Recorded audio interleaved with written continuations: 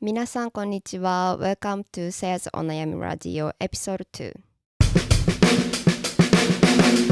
This radio series is entirely in Japanese, but you can download transcripts with and without free Ghana and English translation by joining Patreon membership. Find the link in the caption and let's get started. 普段から Spotify とか Apple Podcast で聞いている人にとってはいつも通りなんですけれども、YouTube で見ている人は多分今動画が見れていると思います。たまに気が向いたら動画と一緒にラジオを、作っていきます。では、今回のお悩みはバルセロナ在住の大学生ルカスさんからです。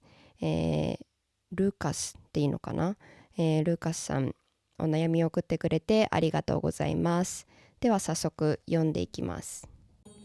こんにちは、バルセロナの大学生です。ルーカスと言います。来年神戸へ留学に行くことになりました。お悩みはどのアルバイトをすればいいかということです。僕は日本語が上手くなりたいからお客さんとよく話すアルバイトがいいです。日本語能力試験は2級を持っていますけれども、これでどこで働けるのか知りたいです。居酒屋とかラーメン屋で採用になれるかな。あとは英語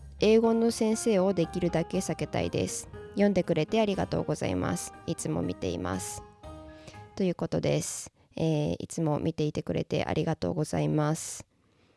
このメールは多分ご自身で書かれたんですよね。文面を見る限り、翻訳機能を使ったとかじゃなくて、多分自分で書いていると思うので、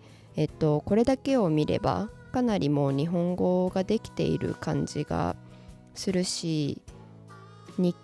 本語能力試験2級持っていたら結構どこでも働けるかな。今日本は本当に人手不足なので、特に会社とかじゃなくてアルバイトとかだったらかなりいろんなところで働けます。特にその飲食店とかが働きやすいと思います。で、どんな、アルバイトをしたらお客さんと話したりしてアルバイトをしながら日本語もうまくなれるかについてですけれども、これは職種というよりかはどの職種であれどんな客層の場所で働くかによるかと思いますが、その前にとりあえずどんな職種があるのかだけ、ご紹介させてください。皆さんもアルバイト探しの時に使うかもしれないタウンワークという、サイトのアルバイト職種紹介っていうウェブサイトを引っ張ってきましたので、ここに載せられている職種をすべて紹介します。まず飲食・フード系は、ファミレスレストランの仕事、食品製造・販売、カフェ・喫茶店、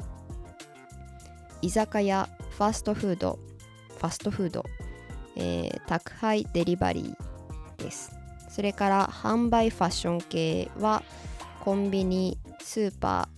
ー、インテリア、雑貨販売、アパレル販売です。そして、教育が塾講師、家庭教師。それからサービス系、ガソリンスタンド、ホテルスタッフ、結婚式場などスタッフ、コールセンター。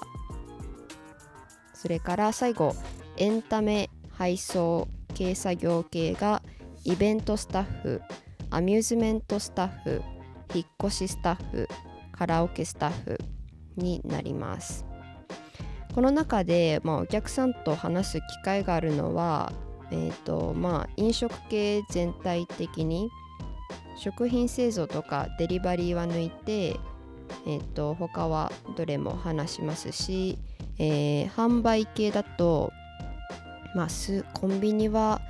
あんまり話さないかな。でもアパレルとかインテリア、雑貨販売は時々話すと思います。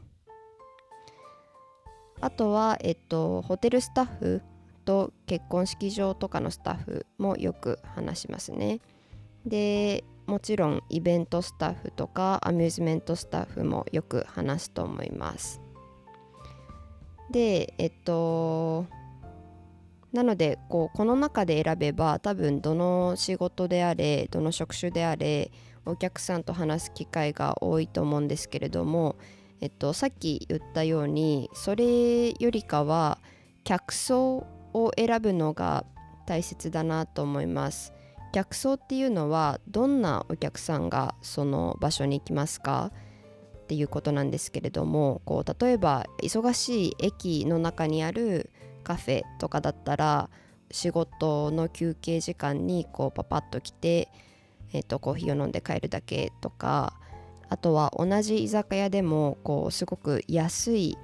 人がたくさん入るような居酒屋なのか、もう少し小さくてちょっと高い、みんながゆっくりしていくような居酒屋なのかによって話す量も話す頻度も変わると思いますし、あとは例えばアパレルとか雑貨屋さんとかだったらショッピングモールの中にあるのか、それともすごくおしゃれな街の中にあるのか、お客さんと話す量も、あとは同じ働いているバイト仲間と話す量も全然違うと思います。私は実は日本で大学生だった、4年間、ドイツ留学していた1年間を抜くと3年だけでも、全部で9カ所でバイトをしました。あまりにも何事も長続きしなすぎて、それはちょっと、それは問題かなと思うんですけれども、その中で結構パターンを掴んだので、紹介します。おにぎり屋さんで働いていたことがあったんですけれども、イートインじゃなくて販売するだけ、店頭販売だけのおにぎり屋さんで、それはキッチンも、店頭で販売するレジもやる仕事だったんですけれども、そのおにぎり屋さんが駅の構内にあったんですね。で朝6時過ぎに開いて、夜までずっと開いてるようなところだったんですけれども、もうそれは本当にきつかったです。なぜかというと大きな駅の中にあるので乗り換えをする人たちがたくさんいて、で朝その乗り換えをする間におにぎりを買いたい人がいるので、もう朝7時8時とかにすっごいストレスが溜まっている仕事に行く人たちが急いでおにぎりを買っているので、もう本当にせかされることもあったし、少しでも列ができたらすごいイライラして目で見てくるし、でお店側も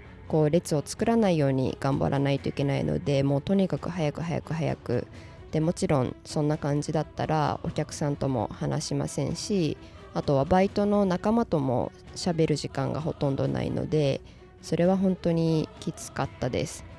なので駅の周りは避けてください。でもう一つきつかったバイトだけどものすごく楽しかったのが、野球場で働いていた時です。もともと私野球が好きなので、野球場で野球見ながら働けるならいいじゃんと思って、野球場で、観客を席に案内したり、ちょっとゴミを拾ったりとか、そういう仕事をしていたんですけれども、それも昼の2時ぐらいから始まって、で夏とか炎天下の中ずっと外に立ってたりして、それはそれで大変だったんですけれども、昼の2時ぐらいから夜10時とかまで。でもすごく楽しかったのは周りの人がみんな同世代の大学生とかだったので、みんなで頑張ろう感があった、なんか学校のイベントを一緒に作っているくらいの雰囲気だったので、やっぱりイベント会場とか、あとは若い人が多いところだと大変でもこうバイトの仲間に会うのが楽しみみたいな感じになります。